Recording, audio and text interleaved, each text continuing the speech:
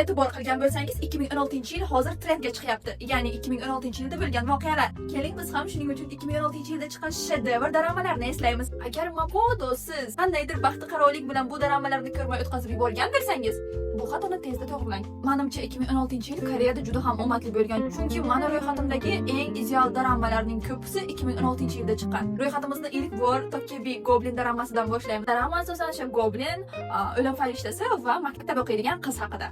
Ikkinchisi esa bu Quyosh avlodlari. Ha guys, Quyosh avlodlari ham 2016-yilda chiqqan ekan. Oradan 10 yil o'tdi, u drama mana hali ham yurakchamda. Askar va shifokor o'rtasidagi ajoyib sevgi muhabbat.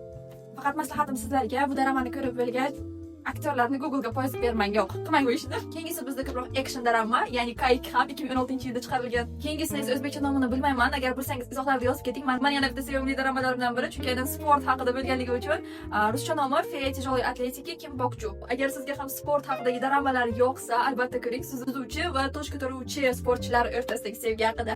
Va o'sha bizning yagona dramamiz, ya'ni nima uchun yagona? Chunki yagona Kim Taehyun chiqqan drama Xvarang, ya'ni ko'rkam yigitlar dramasi ham 2016-yilda chiqqan. Bu drama meni yurakchamda alohida joychasi bor, aynan Kim Taehyun uchun va u yerdagi Pak Seo-joon, Pak Hyun-sik juda ham krasavchik aktyorlar uchun. Bu meni 2016-yilda chiqqan eng sevimli dramalarim edi. Xo'sh, siz bu ro'yxatdan qaysilarini ko'rgansiz va qaysilarini ko'rmagansiz? Va 2016-yilda chiqqan yana qanaqa dramalarni bizga maslahat bera olasiz? Izohlarda yozib keting. Hozircha shu edi. Ko'rganingiz uchun rahmat. Hammaga annyeong.